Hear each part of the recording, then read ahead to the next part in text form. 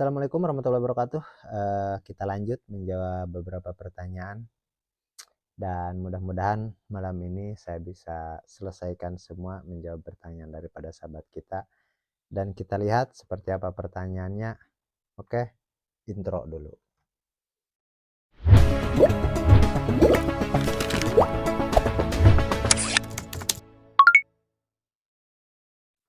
Oke sahabat, ini ada pertanyaan daripada sahabat kita yaitu user SU3.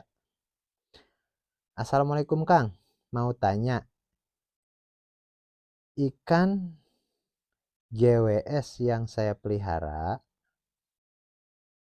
kalau pagi pada gantung, apakah harus dipuasakan? Ini hari ke-13. Apa kalau dikasih makan malah bahaya? Terima kasih Kang. Sistem GWS di hari ke-13. Oke, jadi sahabat kita ini sudah gabung, sudah join di fitur gabung, yaitu di member Keling Lele. Di situ kita belajar sama-sama dan sebenarnya yang lebih mudah sahabat tinggal melalui WA kita komunikasi langsung seperti itu. Tapi karena ini di komentar video, jadi mungkin ini pun mewakili pertanyaan daripada sahabat kita yang lain. Oke, jadi pertanyaannya yang tadi adalah ikan sistem GWS di hari ke-13 kalau pagi menggantung. Terus apakah harus dipuasakan? Dan kalau dikasih makan bahaya enggak? Jadi begini, di sistem GWS, RWS, bahkan di sistem kocor pun, kalau kocornya sedikit, itu ikan itu kalau pagi menggantung. Bahkan bioplok saja, kalau aeratornya kurang, itu kalau pagi menggantung. Dan itu hampir di semua sistem berarti. Cuman itu pertanda kekurangan oksigen. Tapi selagi nggak ada kematian, itu biasa saja kasih makan. Kasih makan biasa saja. Cuman kalau pagi memang porsinya biasanya nggak banyak. Kalau jam 9 gitu, itu nggak banyak porsinya. Lain dengan malam atau sore jam 5, itu lebih banyak. Kenapa dia porsinya lebih sedikit? Karena dia sebenarnya lagi kekurangan oksigen. Cuman saran saya, kalau bisa buang kotoran sedikit, bukan buang kotoran sedikit, maksudnya pasti airnya terbuang sedikit dan kotorannya memang harus dibuang. Misalkan kita cabut di drainase pralonnya, terus dia akan keluar kotoran. Dan sampai agak encer, kita tutup lagi dan tambahkan air seperti semula.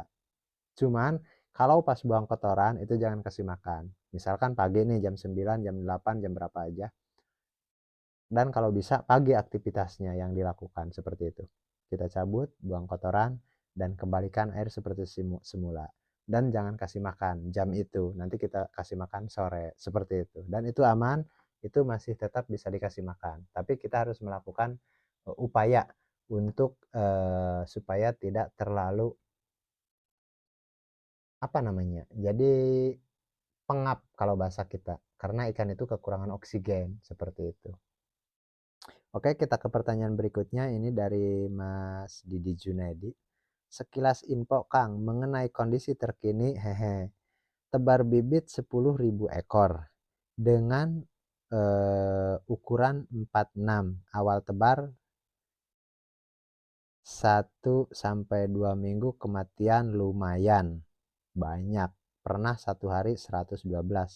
Minggu ketiga alhamdulillah kematian antara 3-7 ekor. Sekarang bergelembung. Penanganan yang saya lakukan kuras air tapi tiap hari. Apakah dengan kuras air tiap hari berpengaruh ke perkembangan ikan? Makasih.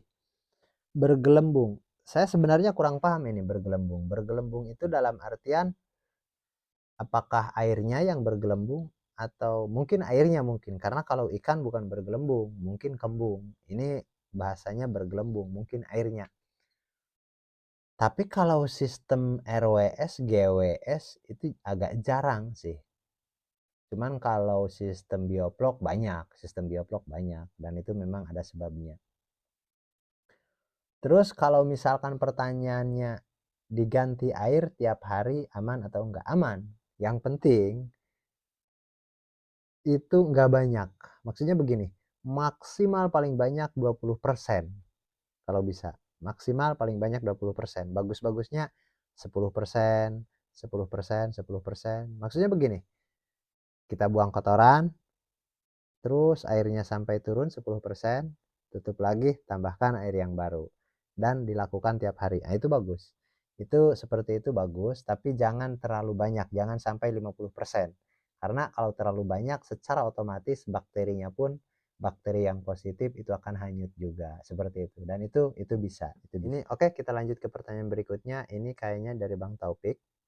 Assalamualaikum Kang, mau tanya, apakah di setiap perubahan fase air itu harus dipuasakan? Oh, jadi maksudnya setiap perubahan fase air, ikan itu harus dipuasakan, sekalipun respon makan ikan itu masih lahap. Oke, jadi begini. Dipuasakan itu harus ada sebab, bukan karena fase perubahan. Kalau fase perubahan itu transisi air dan dikala ikan nggak ada masalah, itu perubahan fase justru itu salah satu tanda kita itu udah menjiwai lah, feeling kita itu udah bagus dalam pemberian pakan. Karena kalau feeling kita dalam pemberian pakan over kapasitas, biasanya akan timbul kematian. Di dalam fase perubahan air itu seolah-olah begini, jumlah bakteri yang ada di kolam dengan jumlah kotoran itu nggak seimbang, terlalu banyak kotoran. Makanya biasanya saya sarankan kalau untuk sistem GWS di setiap beberapa hari kita buang kotoran dan tambahkan air yang baru. Tujuannya itu adalah untuk mengurangi sampah organik tadi atau kotoran tadi supaya bakteri itu mampu mengurai kalau jumlah kotorannya enggak terlalu banyak, seperti itu. Jadi kalau fase perubahannya itu normal, nggak ada kematian, baunya nggak menyengat, maknanya aman lah. Terus saja kita kasih makan sesuai jadwal. Jadi jangan terganggu karena perubahan fase. Misalkan dari air bening ke hijau, dari air hijau ke coklat, terus dari air coklat ke putihan, kemerahan, bahkan sampai full merah. Kalau standar saja lurus, nggak ada masalah. Kita kasih makan terus sesuai jadwal, seperti itu. Dan itu bagus. Berarti feeling kita paling tidak kita sudah bisa merasakan bahwa standarnya kasih makan itu seperti itu. Seperti itu. Mudah-mudahan bisa dipahami. Oke, kita lanjut ke pertanyaan berikutnya. Ini dari Zulita Catering. Bos numpang tanya, berapa perbandingan campuran molase dan probiotik M4 untuk 1 jerigen air 2 liter? 1 jerigen air 2 liter. Nanti. Ini maksudnya pembuatan probiotik atau aktivasi? Perbandingan campuran molase dan probiotik M4 untuk 1 jerigen 2 liter. Jadi kayaknya ini untuk pembuatan kayaknya, karena jerigen bahasanya di sini jerigen, atau mungkin di sini jerigen 20 liter air mungkin. Mungkin duanya ini enggak ditambah angka 0 jadi 2 liter. Karena jerigen 2 liter saya rasa ada lah untuk bensin yang kecil ketengan itu adalah yang 2 liter, tapi nanggung juga bikin probiotik sekecil itu, mendingan langsung aja yang 20 liter seperti itu. Oke, saya simulasikan, tinggal andai kata nih sahabat mau bikinnya 20 liter, 10 liter, 5 liter, tinggal sahabat simulasikan. Ini kita mau pakai probiotik, misalkan di sini pertanyaannya kan M4. M4 itu seperti ini. Kalau kita mau cepat full, itu pakai 2 liter untuk 20 liter, jerigen 20 liter. Ataupun perbandingannya begini. 10 liter air, 1 liter M4, dan molasenya 1,5 liter. Oke, saya ulangi. 1 liter M4, 1,5 liter molase, Terus gimana kalau molasenya 2 liter? Ya itu bisa saja sebenarnya. Bisa saja. Bahkan 1 liter M4, 3 liter molase pakai air 20 liter gitu. Itu pun bisa, cuman agak lambat padatnya karena di situ kita mengembangbiakan lah istilahnya, mengkulturkan bakteri lah istilahnya. Jadi di situ tetap ada perbedaan. Jadi optimalnya menurut analisa saya per 1 liter M4 itu airnya 10 liter dan molasenya 1,5 liter. Jadi kurang lebih seperti itu. Dan karena di sini 2 liter, jadi tinggal di situ sahabat simulasikan lah, tinggal sahabat bagi saja. Gitu. Berarti kalau memang betul mau bikin 2 liter, itu sahabat tinggal bagi sajalah. 10 liter dibagi 5 berarti seperti itu. Berarti M4-nya pun nggak sampai 1 liter. Tapi menurut bayangan saya ini bukan 2 liter tapi 20 liter seperti itu. Makanya kalau bikin 20 liter berarti 2 botol M4, 3 liter atau 3 kilo molase seperti itu. Dan airnya berarti 20 liter.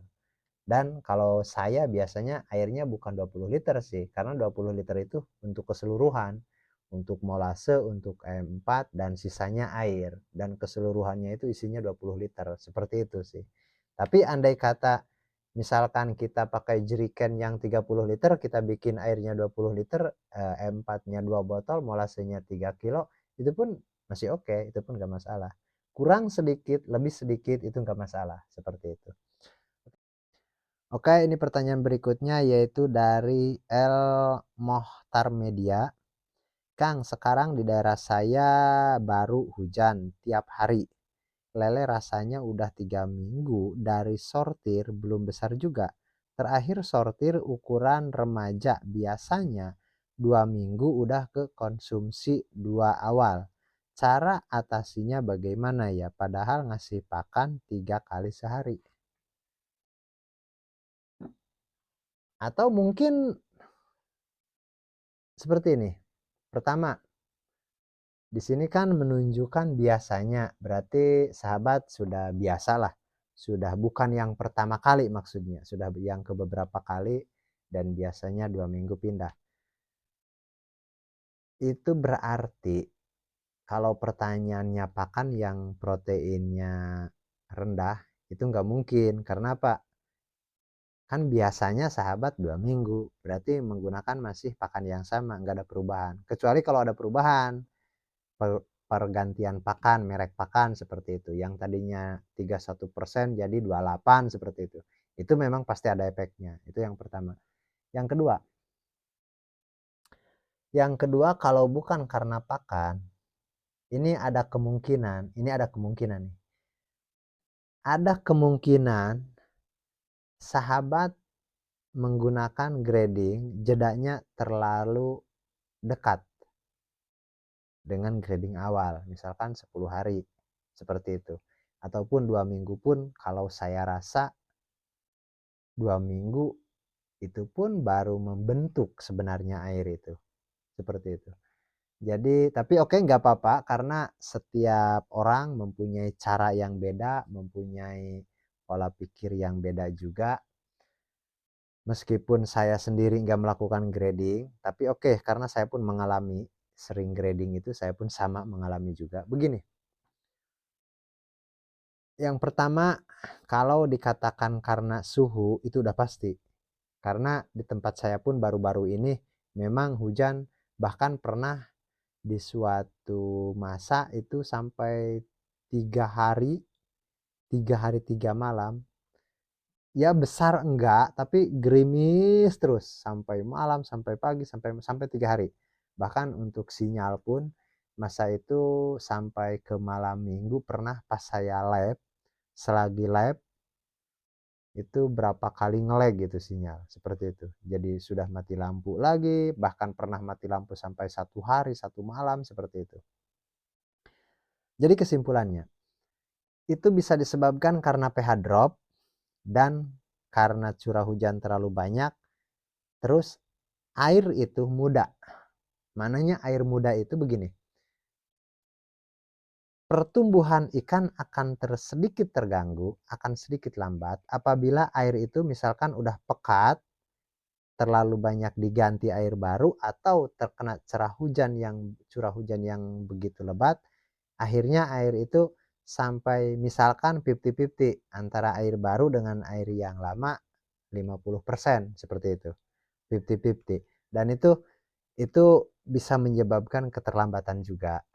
Karena secara nggak langsung ikan itu akan menyesuaikan dengan kondisi air seperti itu. Oke, mudah-mudahan bisa dipahami, dan kesimpulannya menurut saya lebih mengarah kepada air itu encer. Air itu encer atau baru, jadi ataupun kebanyakan yang baru. Jadi tetap hal yang seperti itu biasanya pengalaman saya itu akan memperlambat. Dan itu sebenarnya proses sih, itu proses. Itu proses. Sengaja atau enggak sengaja, air yang baru itu tetap memperlambat. Jadi saran saya, kalau kita setelah panen, jadi air yang setelah panen itu jangan dibuang. Apalagi kalau musim hujan begini, dengan sendirinya dia akan mengencer sendiri dan itu justru akan memperlambat seperti itu. Oke, mudah-mudahan bisa dipahami, dan saya pikir untuk video yang ini cukup sampai di sini dulu. Kita lanjut ke pertanyaan berikutnya di video yang berbeda, dan assalamualaikum warahmatullahi wabarakatuh.